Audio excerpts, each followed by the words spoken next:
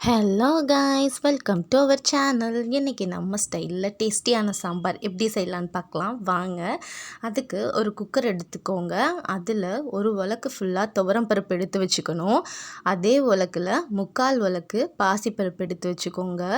இப்போ இந்த பருப்பு ரெண்டுத்தையுமே சேர்த்து நம்ம சமைக்கிறதுக்கு முன்னாடி ஒரு அரை மணி நேரம் ஊற வச்சு எடுத்துக்கலாம். இப்போது இது ஊறுற நேரத்தில் தேவையான காய்கறிகள் எல்லாமே நறுக்கி எடுத்து வச்சுக்கலாம்.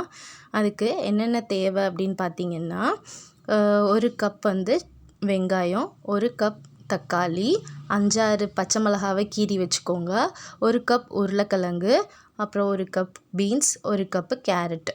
இதோட கொஞ்சமாக கொத்தமல்லி தலையை எடுத்துக்கோங்க. 1/2 ஸ்பூன் மஞ்சத்தூள், 1/2 ஸ்பூன் பெருங்காயத்தூள், 1 ஸ்பூன் குழம்பு மிளகாத்தூள் எடுத்து வச்சுக்கோங்க. இப்போது என்ன பண்ணணுன்னா, ஊற வச்சுருந்த பருப்பு இருக்குது பார்த்திங்களா, அதை கொஞ்சம் நல்லா 2 தடவை அலசி கழுவி எடுத்துக்கோங்க. அதில் நம்ம நறுக்கி எடுத்து வச்சுருக்கக்கூடிய எல்லா காய்கறிகளையும் சேர்த்துக்கணும். இதெல்லாம் சேர்த்ததுக்கப்புறம் அந்த மஞ்சத்தூள் பெருங்காயத்தூளையும் நம்ம காய்கறிகள்லாம் வேக வைக்கும் போதே சேர்த்துக்கலாம். இப்போது இதையெல்லாம் சேர்த்து முடித்ததுக்கப்புறம் காய்கறிகள் வேகிற அளவு தண்ணி நம்ம இந்த குக்கரில் சேர்த்துக்கிறோம். இதுக்கு நீங்கள் தண்ணி அளவுலாம் நம்ம தேவை கிடையாது. ஓரளவு சும்மா காய்கறிகள்லாம் முழுகிற அளவோட கொஞ்சம் கூட இருந்தால் மட்டும் போதும். இப்போ தண்ணியெல்லாம் ஊற்றி வச்சுட்டு நம்ம குக்கரை அடுப்பில் வச்சு 5 இல்லைன்னா 6 விசில் விடலாம். இது மாதிரி நம்ம 5-6 விசில் விட்டு எடுக்கும்போது காய்கறிகள் எல்லாமே நல்லா வெந்து வந்திருக்கும்.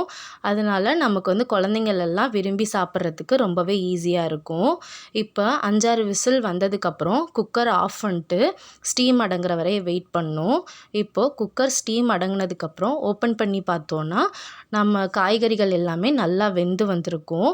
இப்போ இந்த காய்கறிகளில் இருக்கக்கூடிய அந்த பருப்பு தண்ணியை லைட்டாக இருத்துட்டு நல்லா காய்கறிகள் எல்லாம் ஒரு மத்து வச்சு கடைஞ்சிக்கோங்க. கடைஞ்சி எடுத்ததுக்கப்புறம் எடுத்து வச்சுருக்கக்கூடிய 1 ஸ்பூன் மிளகாத்தூளையும் சாம்பாருக்கு தேவையான அளவு உப்பையும் இப்போவே நம்ம சேர்த்துக்கலாம்.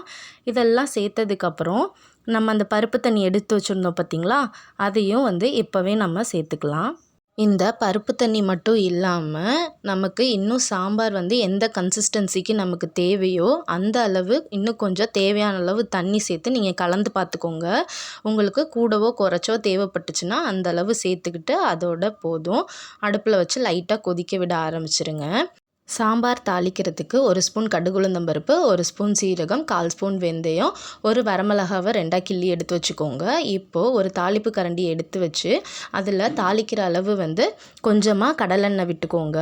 இப்போது எண்ணெய் நல்லா காஞ்சு வந்ததுக்கப்புறம் நம்ம எடுத்து வச்சுருக்கக்கூடிய தாளிப்பு பொருட்கள் எல்லாமே போட்டு நல்லா பொரிஞ்சு வர அளவு வெயிட் பண்ணணும்.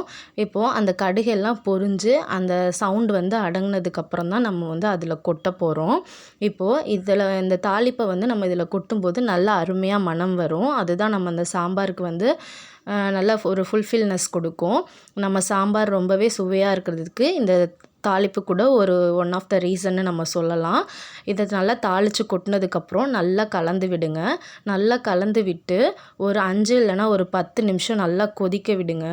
நம்ம சாம்பார் நல்லா கொதித்து வந்தாலே அது ரொம்ப சுவையாக வரும். நல்லா கொதித்து வந்ததுக்கப்புறம் ஒரு கைப்பிடி கொத்தமல்லி இருக்குது பாருங்கள், அதை போட்டு இறக்கணுன்னா நம்ம ஸ்டைலில் சாம்பார் தயாராகிரும். நம்ம ஸ்டைலில் செஞ்சுருக்கக்கூடிய இந்த சாம்பார் இட்லி, தோசை, பொங்கல்னு எல்லாத்துக்குமே சைட் டிஷ் பக்காவாக இருக்கும். நீங்களும் உங்கள் வீட்டில் ட்ரை பண்ணி பாருங்கள். நம்மளுக்கு கமெண்ட் பண்ணுங்கள். தேங்க்யூ ஃபார் வாட்சிங்.